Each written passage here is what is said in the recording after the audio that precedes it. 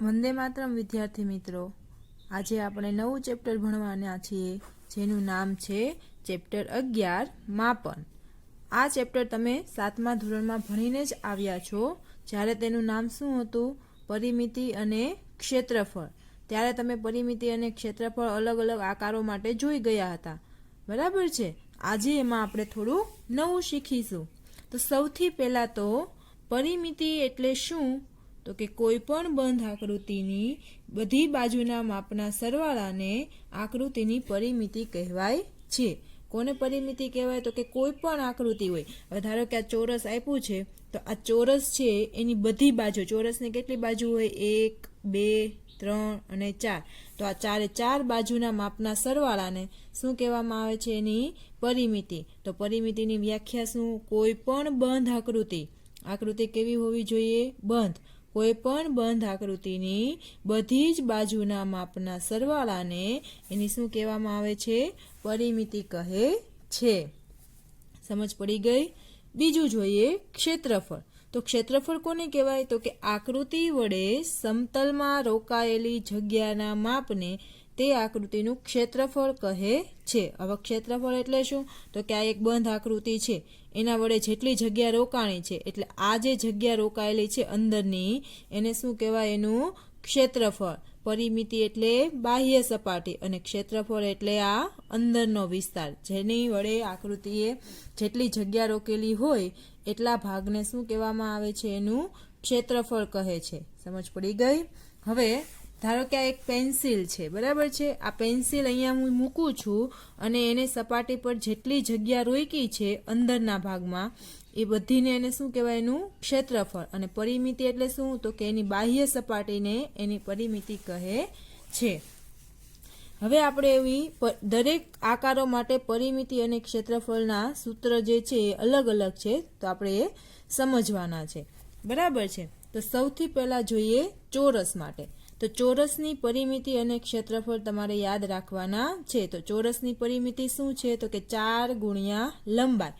હવે કેવી રીતના? તો કે આ એક ચોરસ છે, બરાબર છે. ચોરસની ચારે બાજુના માપ કેવા હોય? સરખા હોય. એટલે આ 3, 3, 3, 3, ધારો કે 3, 3 સેમી છે, બરાબર છે. તો 3 કેટલી વખત આપણે સરવાળો કરવો પડે? તો કે 4 વખત. એટલે આપણે શું કર્યું? 4 ગુણ્યા લંબાઈ. એટલે લંબાઈ એટલે આ એક લંબાઈમાંનું માપ આપેલું હોય, તો ચારેય સરખી જ હોય ચોરસ માટે. એટલા માટે પરિમિતિનું સૂત્ર શું છે? 4 ગુણ્યા લંબાઈ. હવે ક્ષેત્રફળ એટલે અંદરનો વિસ્તાર. તો ક્ષેત્રફળનું સૂત્ર શું છે? લંબાઈ ગુણ્યા લંબાઈ. તો ચોરસની પરિમિતિ અને ક્ષેત્રફળના સૂત્રો તમારે યાદ રાખવાના છે. તમે 7મા ધોરણમાં શીખી જ ગયા છો, બરાબર છે. તો પણ અહીંયા આપણે આ રિવિઝન કરીએ છીએ. પરિમિતિનું સૂત્ર શું? ચોરસની 4 ગુણ્યા લંબાઈ. ક્ષેત્રફળનું સૂત્ર લંબાઈ ગુણ્યા લંબાઈ. હવે આપણે જોઈએ લંબચોરસ માટે. તો આ લંબચોરસ છે. લંબચોરસની પરિમિતિનું સૂત્ર શું થશે? 2 કૌંસમાં લંબાઈ વત્તા પહોળાઈ.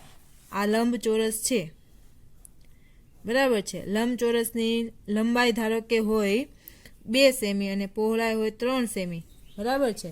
તો આ જે હશે એટલું જ માપ આનું હશે, આ હશે એટલું જ માપ આનું હશે. તો કે 2 વખત લંબાઈ આવે ને 2 વખત પહોળાઈ આવે. એટલા માટે અહીંયા આવ્યું 2 કૌંસમાં લંબાઈ વત્તા પહોળાઈ. ક્ષેત્રફળનું સૂત્ર શું? લંબાઈ ગુણ્યા પહોળાઈ. સમજ પડી ગઈ? કોના માટે? લંબચોરસ માટે. ચોરસ માટે શું હતું? પરિમિતિનું 4 ગુણ્યા લંબાઈ અને ક્ષેત્રફળ લંબાઈ ગુણ્યા લંબાઈ. આ સૂત્રો તમારે ખાસ યાદ રાખવાના છે, બરાબર છે. ચાલો ત્રિકોણ માટે જોઈએ. ત્રિકોણ હોય તો આ એક ત્રિકોણ છે, બરાબર છે. ત્રિકોણની ત્રણેય બાજુના માપનો સરવાળો એટલે એને શું કહેવાય? એની પરિમિતિ. ત્રિકોણની પરિમિતિ શોધવી હોય તો એની ત્રણેય બાજુના માપનો સરવાળો એટલે શું કહેવાય? એની પરિમિતિ. ક્ષેત્રફળનું સૂત્ર 1/2 ગુણ્યા પાયો ગુણ્યા પાયા પરનો વેધ. હવે તમને એવું થશે કે પાયો અને પાયા પરનો વેધ એટલે શું? તો કે જે લીટી હોય, એટલે કે આ જે રેખાખંડ છે એ શું કહેવાય? પાયો. અને એના જે સામેના ખૂણામાંથી સામેની બાજુને લંબ, આ લંબ હોવો જોઈએ. કેવો હોવો જોઈએ? લંબ. એટલે કે 90 અંશનો ખૂણો બનાવતો હોવો જોઈએ. આપેલ રેખાખંડના સામેના ખૂણામાંથી નીકળતો હોવો જોઈએ અને સામેની બાજુને લંબ હોવો જોઈએ. એવો જે હોય એને શું કહેવાય? વેધ કહેવાય. શું કહેવાય? વેધ. અને જેના પર 90 અંશનો ખૂણો બનતો હોય એને શું કહેવાય? પાયો કહેવાય. શું કહેવાય? પાયો. એટલે આ જે છે એ પાયો અને આ જે ઊભો લીટો છે 90 અંશનો ખૂણો બનાવે છે એને શું કહેવાય? એનો વેધ. તો ત્રિકોણના ક્ષેત્રફળનું સૂત્ર શું? 1/2 ગુણ્યા પાયો ગુણ્યા વેધ. બરાબર છે? સમજ પડી ગઈ? વર્તુળ. વર્તુળનો પરિઘ. આ એક વર્તુળ છે.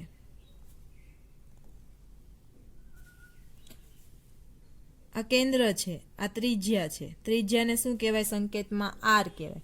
વર્તુળનો પરિઘ એટલે એની પરિમિતિ જ કહેવાય. આ ફરતી બાજુ. બરાબર છે? તો એના પરિઘનું સૂત્ર શું છે? 2 ગુણ્યા પાય ગુણ્યા આર એટલે કે 2 પાય આર. પરિઘનું સૂત્ર શું છે? 2 પાય આર એટલે આ ફરતી બાજુ. બરાબર છે? અને ક્ષેત્રફળનું સૂત્ર શું છે? પાય આરનો સ્ક્વેર. ક્ષેત્રફળનું સૂત્ર શું? પાય આરનો સ્ક્વેર. અને પરિઘનું સૂત્ર 2 પાય આર. હવે સેમ એવી જ રીતે અર્ધવર્તુળ. અર્ધવર્તુળનું ક્ષેત્રફળ. આખા વર્તુળના ક્ષેત્રફળનું સૂત્ર શું? પાય આરનો સ્ક્વેર. તો અડધું વર્તુળ હોય તો એના 2 ભાગ થઈ જાય એટલે પાય આરનો સ્ક્વેર ભાગ્યા 2. એટલે આ કોનું ક્ષેત્રફળ થયું? અર્ધવર્તુળનું ક્ષેત્રફળ. હવે અર્ધવર્તુળની પરિમિતિ શોધવાની કહે તમને. અર્ધવર્તુળની પરિમિતિ. તો આ એક અર્ધવર્તુળ છે. બરાબર છે?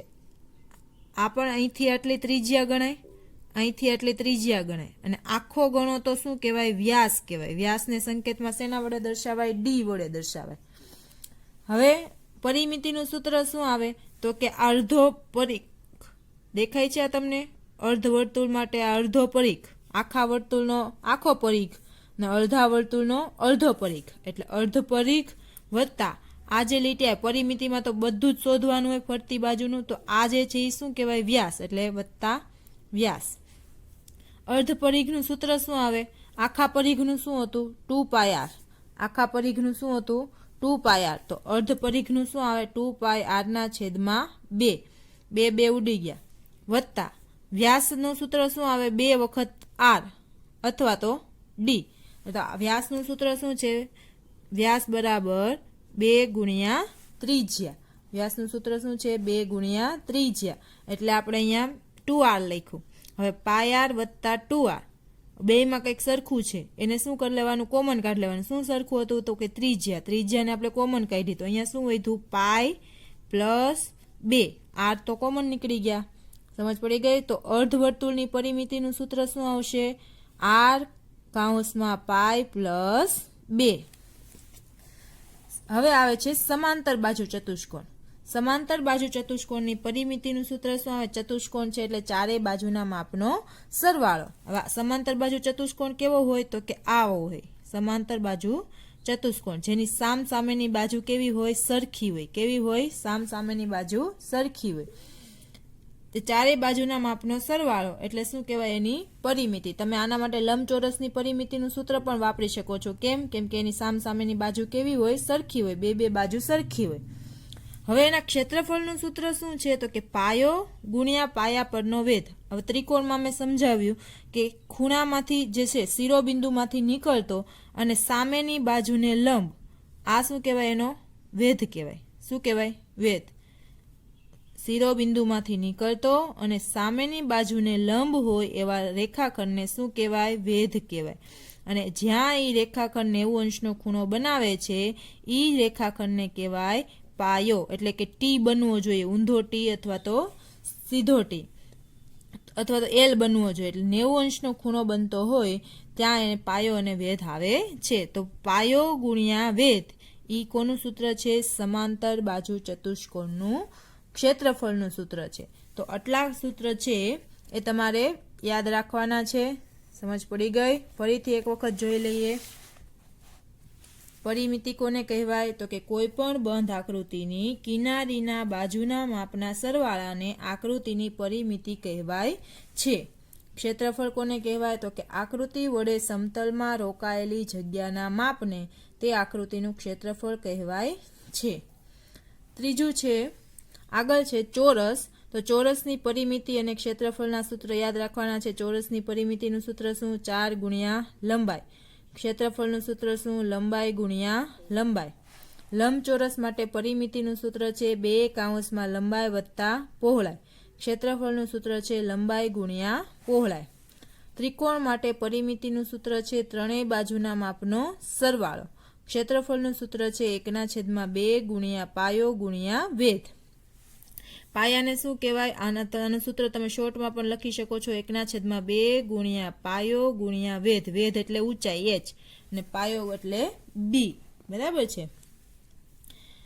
વર્તુળનું સૂત્ર પરિઘ. પરિઘનું સૂત્ર છે 2πr અને ક્ષેત્રફળનું સૂત્ર છે πr². અર્ધવર્તુળ માટે ક્ષેત્રફળનું સૂત્ર છે πr²/2 અને પરિમિતિનું સૂત્ર છે r/π+2. આ બધું લખવાની તમારે જરૂર નથી. આ તો મેં સમજૂતી માટે તમને સમજાવ્યું. ડાયરેક્ટ તમે આ સૂત્ર મૂકી શકો છો. સમાંતર બાજુ ચતુષ્કોણની પરિમિતિનું સૂત્ર છે ચારેય બાજુના માપનો સરવાળો અથવા તો 2 લંબાઈ વત્તા પહોળાઈ. ક્ષેત્રફળનું સૂત્ર છે પાયો ગુણ્યા વેધ. તમે આને b ગુણ્યા h પણ લખી શકો છો. સમજ પડી ગઈ? આટલું. હવે જોઈએ સ્વાધ્યાય 11.1. એનો પહેલો દાખલો છે. અહીં આકૃતિમાં એક ચોરસ અને એક લંબચોરસ ખેતર છે. અહીંયા તમે જોઈ શકો છો આ બંને શું છે? ખેતર છે. એક ચોરસ ખેતર છે અને એક લંબચોરસ ખેતર છે. તેમના માપ સાથે આપેલા છે. બેયના માપ આપેલા છે એટલે કે આ લંબાઈ આપેલી છે. અહીંયા 60 મીટર આપેલું છે. બરાબર છે. અને અહીંયા લંબાઈ આપેલી છે 80 મીટર. હવે અહીંયા કીધું છે આ બંને ખેતરોની પરિમિતિ સમાન છે. એટલે ફરતી બાજુના માપનો સરવાળો કરો તો બેયની પરિમિતિ કેવી થાય છે? સરખી થાય છે. બરાબર છે. તો કયા ખેતરનું ક્ષેત્રફળ વધારે હશે? હવે કયા ખેતરનું ક્ષેત્રફળ વધારે હશે આપણે જાણવાનું છે. પરિમિતિ બેયની કેવી છે? સરખી છે. પરિમિતિ સમાન. ક્ષેત્રફળ છે એ સમાન છે નહીં. એ આપણે શોધવાનું છે. બેયનું અલગ અલગ છે. હવે પહેલા તો ચોરસ ખેતર માટે અને લંબચોરસ ખેતર માટે જે વસ્તુ આપેલી છે એ લખવાની છે. તો પહેલા તો આપણે ચોરસ ખેતર માટે વાત કરીએ તો કે ચોરસ ખેતર. ચોરસ ખેતર માટે શું આપ્યું છે? તો કે લંબાઈ. લંબાઈ કેટલી આપેલી છે? 60 મીટર. હવે લંબચોરસ ખેતરનું શું આપેલું છે? તો કે લંબચોરસ ખેતર માટે લંબાઈ આપેલી છે. લંબાઈ કેટલી આપેલી છે? તો કે 80 મીટર. પહોળાઈ આપેલી નથી. તો પહોળાઈ પહેલા શોધવી પડશે તો પરિમિતિ મળે. પણ આપણને એક ખેતરની પરિમિતિ મળી શકે એમ છે. ચોરસની પરિમિતિનું સૂત્ર શું? તો કે લંબાઈ ગુણ્યા લંબાઈ. અને બે ખેતરની પરિમિતિ તો આપણે એમ કીધું છે સરખી છે. તો એક ખેતરની જે હશે એ જ બીજા ખેતરની હશે. બરાબર છે. તો આપણે બેયની લખી શકીએ કે અહીં ચોરસ ખેતર અને લંબચોરસ ખેતરની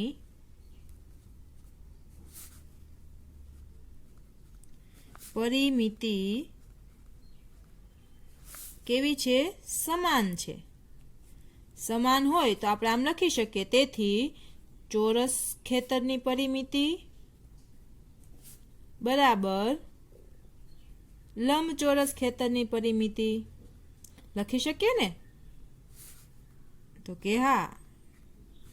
બંને ખેતરની પરિમિતિ કેવી છે? સરખી છે. તો બે વચ્ચે આપણે કઈ નિશાની મૂકી શકીએ? બરાબરની નિશાની મૂકી શકીએ. બરાબર છે. ચાલો હવે ચોરસ ખેતરનું પરિમિતિનું સૂત્ર શું આવશે? તો કે ચોરસની પરિમિતિનું સૂત્ર શું છે? લંબાઈ ગુણ્યા લંબાઈ. અને લંબચોરસ ખેતરની પરિમિતિનું સૂત્ર શું છે? પરિમિતિનું સૂત્ર શું છે? 4 ગુણ્યા લંબાઈ. શું છે? 4 ગુણ્યા લંબાઈ. અને લંબચોરસ ખેતરની પરિમિતિનું સૂત્ર શું છે? 2 લંબાઈ વત્તા પહોળાઈ. બરાબર. ચાલો હવે કિંમત મૂકીએ. તો 4 ચોરસની લંબાઈ કેટલી? તો કે 60 મીટર. બરાબરના બરાબર. 2 હવે લંબચોરસની લંબાઈ કેટલી? તો કે 80 વત્તા પહોળાઈ આપણી પાસે છે નહીં તો પહોળાઈ એમને મૂકી દેવાની. હવે 60 ગુણ્યા 4 એટલે કેટલા થશે? 240. બરાબર. 2 પ્લસ પહોળાઈ. હવે આ 2 છે અહીંયા ગુણાકારમાં છે, હું આ બાજુ લઉં તો ક્યાં આવશે? ભાગાકારમાં આવશે. બરાબર છે, આ તમે સમીકરણમાં શીખી ગયા છો. તો 240/2 બરાબર 80 પ્લસ બી. 240 ભાગ્યા 2 કેટલા થશે? 120 બરાબર 80 પ્લસ પહોળાઈ બી. હવે આ બી મારે જોઈએ છે એટલે કે પહોળાઈ જોતી છે, તો 80 ને ક્યાં લાવવા પડે? આ બાજુ લાવવા પડે. બરાબરની આ બાજુ લાવશું તો આ બાજુ એ પ્લસ છે, આ બાજુ આવશે તો શું થઈ જશે? માઇનસ થઈ જશે. તેથી પહોળાઈ બરાબર 120 માઇનસ 80. 120 માંથી 80 જાય તો કેટલા વધે? તો કે 40. એકમ કયો લખાશે? તો કે અહીંયા કયો એકમ હતો? મીટર. તો પહોળાઈ પણ શેમાં આવશે? મીટરમાં આવશે. તો ચાલો લંબચોરસની પહોળાઈ મળી ગઈ. હવે આપણને ક્ષેત્રફળ મળી જાય બેયના. ચોરસનું પણ ક્ષેત્રફળ મળી જશે અને લંબચોરસનું પણ ક્ષેત્રફળ મળી જશે. તો પહેલા આપણે ચોરસનું ક્ષેત્રફળ ગોતીએ. ચોરસ ખેતરનું ક્ષેત્રફળ બરાબર લંબાઈ ગુણ્યા લંબાઈ. લંબાઈ કેટલી હતી એની? તો કે 60 ગુણ્યા 60. 36 અને 2 શૂન્ય બીજા એટલે 3600. એકમ શું લાગશે? ચોરસ મીટર અથવા તો મીટર સ્ક્વેર, ગમે એ લખી શકો છો. બરાબર છે, મીટર સ્ક્વેર પણ લખી શકો અથવા તો ચોરસ મીટર પણ લખી શકો. બરાબર છે, અથવા ગમે એ લખી શકો છો. ચાલો હવે લંબચોરસનું ક્ષેત્રફળ શોધવાનું છે. તો લંબચોરસનું ક્ષેત્રફળ શોધીએ. લંબચોરસ ખેતરનું ક્ષેત્રફળ બરાબર લંબાઈ ગુણ્યા પહોળાઈ. લંબચોરસની લંબાઈ કેટલી હતી? તો કે 80 મીટર. પહોળાઈ કેટલી આવી આપણે અહીંયા? 40 મીટર. એટલે 80 ગુણ્યા 40. 8 ચોક 32 એટલે 3200 મીટર સ્ક્વેર અથવા તો ચોરસ મીટર. જે લખવું એ લખી શકો છો. તો જોવો હવે આપણે એવું પૂછ્યું હતું કયા ખેતરનું ક્ષેત્રફળ વધારે છે? તો આ ચોરસ ખેતરનું ક્ષેત્રફળ છે, આ લંબચોરસ ખેતરનું ક્ષેત્રફળ છે. તો કોનું ક્ષેત્રફળ વધારે આવ્યું? તો કે ચોરસ ખેતરનું. એટલે આપણે અહીંયા લખશું તેથી ચોરસ ખેતરનું ક્ષેત્રફળ વધારે હશે. સમજ પડી ગઈ? બીજો દાખલો જોઈએ.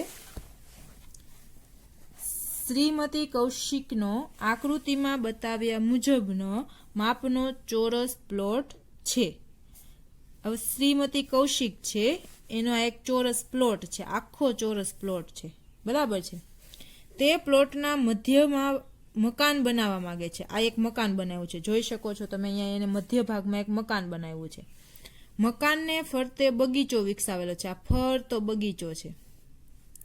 બગીચો વિકસાવવાનો ભાવ ₹55 પ્રતિ ચોરસ મીટર છે. એટલે કે 1 ચોરસ મીટરના 55 રૂપિયા છે. તો મકાનની ફરતે બગીચો વિકસાવવાનો કુલ ખર્ચ કેટલો હશે? હવે આ બગીચો બનાવ્યો છે. સૌથી પહેલો તો અહીંયાથી આ આખો જે બહારનો છે એ કેવો છે? બગીચો છે. એ પ્લોટ છે. આ પ્લોટ કેવા આકારનો છે? તો કે ચોરસ આકારનો પ્લોટ છે. પ્લોટ કેવા આકારનો છે? ચોરસ આકારનો છે. તો સૌથી પહેલા તો આપણી પાસે પ્લોટની લંબાઈ પહોળાઈ છે. તો કે હા, અહીંયા તમને જે આકૃતિ આપેલી છે એમાં આપેલું છે પ્લોટ ચોરસ છે. ચોરસની લંબાઈ કેવી હોય? ચારે બાજુનું માપ કેવું હોય? સરખું હોય. એટલે આ 25, આ 25, આ 25 ને આ 25. હવે એને મકાન ક્યાં બનાવ્યું છે? પ્લોટની અંદરના ભાગમાં બનાવ્યું છે કે પ્લોટની બહારના ભાગમાં બનાવ્યું છે? તો કે મકાન પ્લોટની અંદર જ બને, બહાર તો બનવાનું નથી. તો અંદરના ભાગમાં બનાવેલું છે. તો પ્લોટનું આપણે ક્ષેત્રફળ શોધવું પડે કે પરિમિતિ શોધવી પડે? અંદરનો ભાગ હોય એટલે હંમેશા શું શોધવું પડે? ક્ષેત્રફળ શોધવું પડે. શું શોધવું પડે? ક્ષેત્રફળ શોધવું પડે. તો પહેલા તો આપણને ચોરસ પ્લોટનું ક્ષેત્રફળ શોધવું પડે. હવે અહીંયા મકાન કેવડું બનાવ્યું છે? તો કે મકાનની લંબાઈ પહોળાઈ તમને અહીંયા આકૃતિમાં આપી દીધી છે. આ જે છે એ લંબાઈ છે અને આ જે છે એ શું છે? પહોળાઈ છે. તો 20 મીટર લંબાઈ અને 15 મીટર પહોળાઈ એવું મકાન બનાવ્યું છે. બાકી વધ્યો એ ભાગ બગીચામાં છે. તો હવે આપણે બગીચાનું ક્ષેત્રફળ શોધવાનું છે. તો કેવી રીતના મળશે? તો કે આખો પ્લોટ જે છે એનું ક્ષેત્રફળ શોધવાનું, પછી મકાનનું ક્ષેત્રફળ શોધવાનું, પછી પ્લોટમાંથી આ મકાન બાદ કરી દઈએ એટલે બાકી વધે એ શું વધે? તો કે બગીચો વધે. બરાબર છે। પછી એનો આપણે ખર્ચ કેટલો થયો એ આપણે જાણવાનું છે।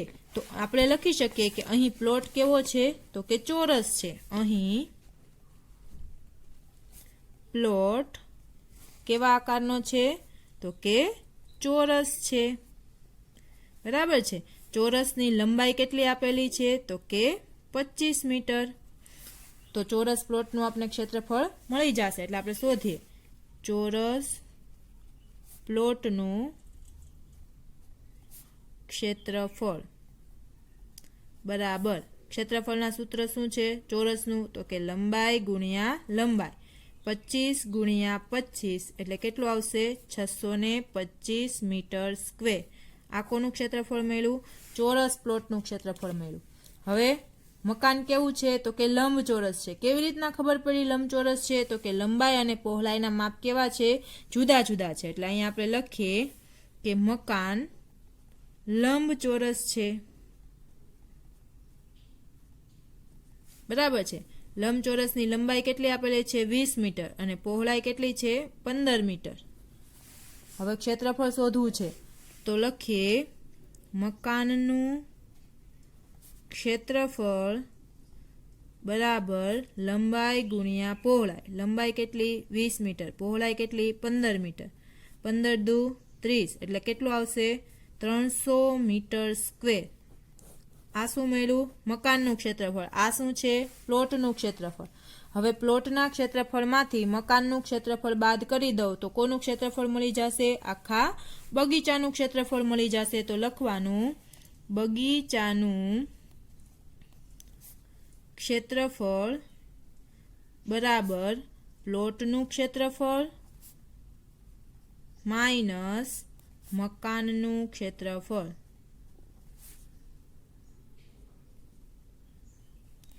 પ્લોટનું ક્ષેત્રફળ કેટલું છે તો કે 625 મીટર સ્ક્વેર અને મકાનનું ક્ષેત્રફળ તો કે 300 મીટર સ્ક્વેર। 625 માંથી 300 બાદ કરો તો કેટલા વધશે 325 મીટર સ્ક્વેર। આ થઈ ગયો બગીચાનું ક્ષેત્રફળ બરાબર છે। અહીંયા આપણો દાખલો હજી પૂરો થતો નથી। અહીંયા શું કીધું છે કે બગીચો વિકસાવવાનો 1 ચોરસ મીટરનો ભાવ કેટલો છે 55 રૂપિયા છે। તો કુલ ખર્ચ શોધો। હજી આનો ખર્ચ શોધવાનો છે। એને બગીચો બનાવવો હોય તો ખર્ચ શોધવાનો છે। તો અહીંયા લખવાનું બગીચો વિકસાવવાનો કુલ ખર્ચ। બગીચો વિકસાવવાનો કુલ ખર્ચ બરાબર છે।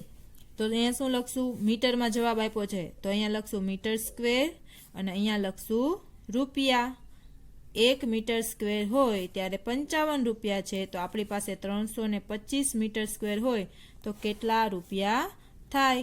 ક્રોસમાં શું કરવાનું ગુણાકાર કરશું તો 325 ગુણ્યા 55 ગુણાકાર કરો તો કે 325 ગુણ્યા 55 કરો તો 0 પચું પચું 25 વધી 2 5 દુ 10 ને 2 12 વધી 1 3 પંચા 15 ને 1 16 પચું પચું 25 વધી 2 5 દુ 10 10 ને 2 12 વધી 1 5 તેરી 15 ને 1 16 5 5 ને 2 7 6 7 8 6 ને 1 7 કેટલું આવશે 17,875 રૂપિયા।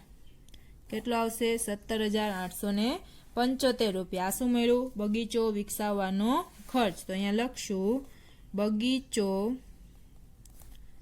વિકસાવવાનો ખર્ચ રૂપિયા 17,875 થાય। તો આટલી સમજ પડી ગઈ। હવે પછી આગળના દાખલા આપણે નેક્સ્ટ વિડીયોમાં જોઈશું। ત્યાં સુધી વંદે માતરમ।